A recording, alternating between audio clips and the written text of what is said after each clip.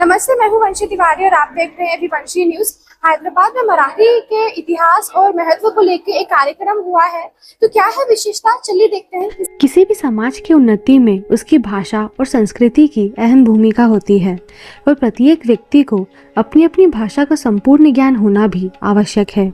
इसी उद्देश्य के साथ मराठी भाषा के महत्व और इतिहास के प्रति जागरूकता फैलाने के लिए तेलंगाना मराठी साहित्य परिषद द्वारा हैदराबाद में संगीतमय नाटकीय कहानी मधुरव बोरुते ब्लॉग की सुंदर प्रस्तुति की गई। महाराष्ट्र सरकार के सांस्कृतिक संचालनालय के सहयोग और विमल नाट्य समाज के संयोजन में प्रस्तुत लेखक डॉक्टर समीरा गुजर जोशी की इस नाटकीय कहानी का निर्देशन प्रमुख अभिनेत्री मधुरा वेलनकर ने बहुत ही प्रभावशाली तरीके से कर लोगों को मंत्रमुग्ध कर दिया। इस कार्यक्रम की विशेषता के बारे में आइए जानते हैं मराठी साहित्य परिषद की अध्यक्षा डॉक्टर विद्या देवकर से। अभी हमारे साथ विद्या जी हैं जो कि इस प्रोग्राम के अध्यक्ष है, तो आइए उनसे बात करते हैं। जी नमस्ते। नमस्ते। इस प्रोग्राम के विशेषता बताइए, उद्देश्य क्या है इसके बारे में बताइए। ये मधुरव बोरुते ब्लॉग ये अपना प्रोग्राम है और ये प्रोग्राम है वो मराठी भाषा किस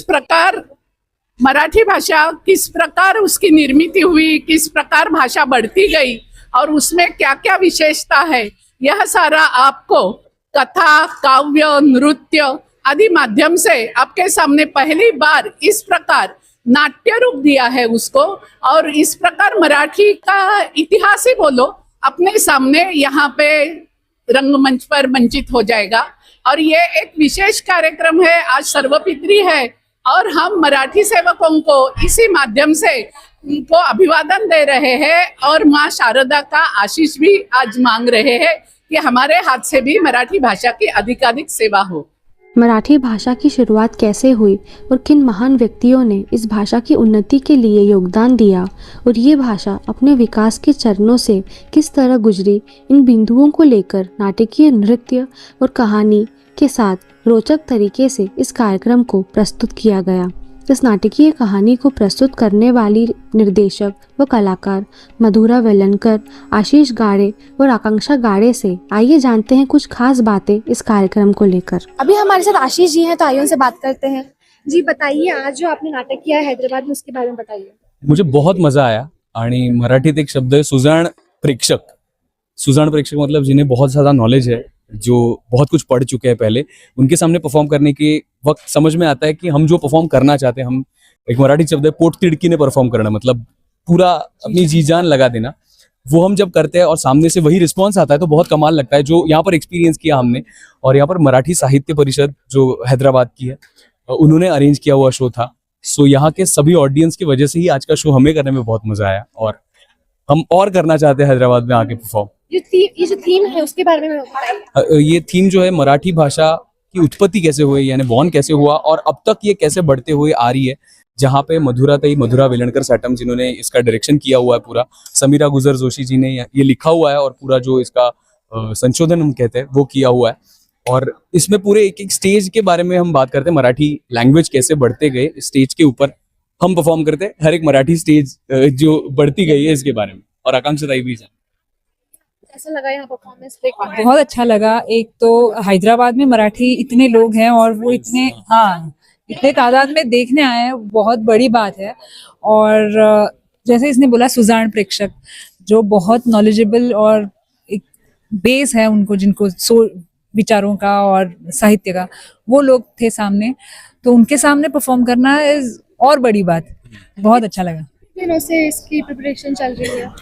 डायरेक्टर खुद है और सब का है। वैसे तो 2 साल पहले ये शो हमने शुरू किया, लेकिन हम बहुत एक्सक्लूसिव शोज करते हैं क्योंकि ये शो का जो कंटेंट है वो बहुत एक्सक्लूसिव है।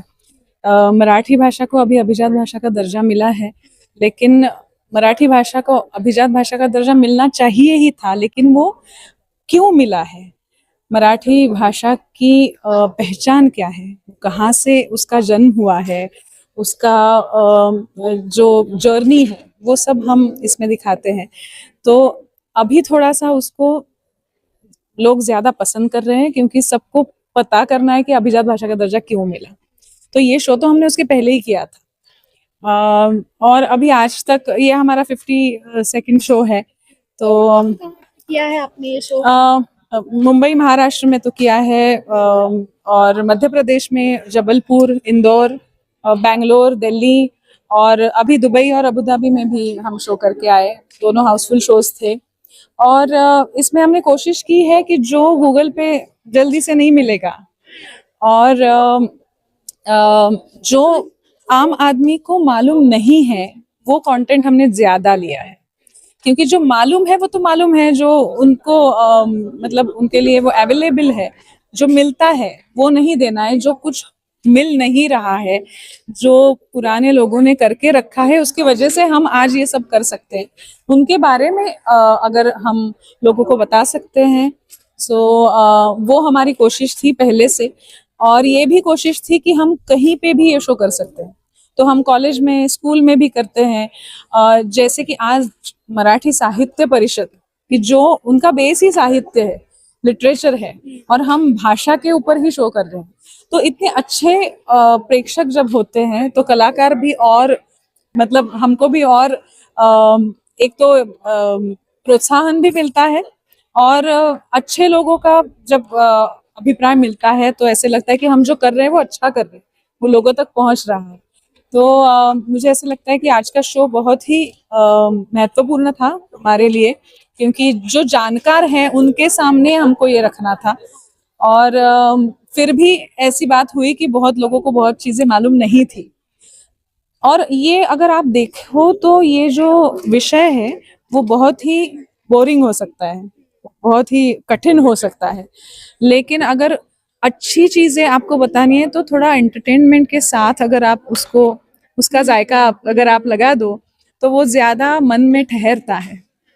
तो वो हमारी कोशिश थी, और आज शो के बाद जो अप्रिसिएशन मिल रहा है वो देख के ऐसे लगता है कि जो हमारी कोशिश थी वो पहुंच रही है। थिएटर के अलावा और आप किन चीजों से जुड़ी हैं इसके बारे में बताइए। मैं अभी 29 साल में बतौर एक्ट्रेस के काम कर रही हूँ। मराठी स्टेज, मराठी फिल्में और मराठी टेलीविजन सब करती हूँ, और मैं प्रोड्यूस भी करती हूँ, डायरेक्ट भी करती हूँ। तो बहुत सालों का तजुर्बा है, लेकिन फिर भी मुझे ऐसे लगता है कि कुछ भी आप अगर नया करोगे तो वो पहली बार ही होता है। मेरे तीनों से ये सवाल है कि थिएटर जो होता है, जो लाइव शो चलता है, उसमें और मूवी में आपको क्या अंतर लगता है? तीनों से सवाल है मेरा। आपने जवाब दे दिया कि लाइव शो इज लाइव, वो जीना पड़ता है वहां पे, और एक बार वो टेक हो जाता है, वो बन जाता है, बस हो गया। उसी समय जो दो वो जिंदगी भर रहेगा। तो इसमें जीवन है और उसमें एक अलग क्राफ्ट है। और मुझे ऐसे लगता है कि अगर टेक्निकली देखा जाए तो कैमरा आपकी तरफ आता है, और जब थिएटर में आपको लोगों की तरफ जाना पड़ता है। तो जब कैमरा आता है नजदीक तो वो छोटी छोटी बारीकियां आपसे वो लेता है, चुन लेता है, और आपको मतलब लोगों को दिखाता है। अगर मुझे परफॉर्म करना है स्टेज के लिए तो पहली जो लाइन है वहां पे भी मुझे पहुंचना है, और आखिरी और ऊपर की लाइन तक भी पहुंचना है। तो टेक्निकली आवाज का जो यूज है, या फिर बॉडीली आपको जो करना है, वो भी बहुत सारी चीजें आपको ध्यान में रखनी पड़ती है। अगर मैं स्टेज पे जोरदार कुछ करूंगी तो ठीक लगता है, लेकिन स्क्रीन पे करूंगी तो अच्छा नहीं लगता है। तो वो संभालना पड़ता है। एक तो ये टेक्निकल बात हो गई। फिर जैसे इसने बोला कि एक बार अगर चूक भी है और निकल गई तो निकल गई, लेकिन फिल्मों में आपको वो मतलब एक ऑप्शन मिलता है कि आप सुधर सकते हो, आप कुछ नया कर सकते हो। तो बहुत सारी चीजें हैं जो अलग है, लेकिन मुझे ऐसे लगता है कि किसी भी कलाकार ने ये सोचना चाहिए कि मीडियम कौन सा भी हो, आपको अच्छा काम करना है और आपको अच्छा पहुंचाना है। जी, आप सभी के शायद दुबे जी का लाइन है ये कि मेरे जब फिल्मों में चांद दिखाना होता है ऑडियंस को, तो कैमरा चांद की तरफ जाता है, और अगर मेरे को थिएटर में दिखाना है तो मैं अगर उंगली भी करूं तो ऑडियंस चांद को इमेजिन कर लेते हैं, और चांद उसके हिसाब से होता है। तो वो सब मीडियम भी का है। हाँ ताकत भी है और ब्यूटी है, हर एक माध्यम की ब्यूटी है। तो वो ब्यूटी समझ के काम भी करना चाहिए, और दर्शकों ने भी वो ब्यूटी समझ के ही लेना चाहिए। आर्टिस्ट, मुझे ऐसा लगता है कि वो जो लाइवली रिप्लाई वहां से आता है ऑडियंस की तरफ से, वो आपको फिल्म में कभी नहीं मिल सकता। फिल्म में आपको थिएटर में जाना होगा, आर्टिस्ट अगर आप हो तो, पर यहाँ पर हमें लाइवली वो मिलता है, वो मुझे कमाल लगता है। इस कार्यक्रम में उपस्थित तेलंगाना के एडीजी महेश भागवत ने अपने विचार व्यक्त करते हुए इस नाटकीय कहानी की सराहना की, तो वहीं आयोजकों की ओर से कार्यक्रम के कलाकारों और उपस्थित अतिथियों का सम्मान किया गया। कार्यक्रम का संचालन उज्ज्वला जी ने किया, तो इसके संयोजन में विमल नाट्य समाज के गोविंद जागीरदार ने भी अहम भूमिका निभाई।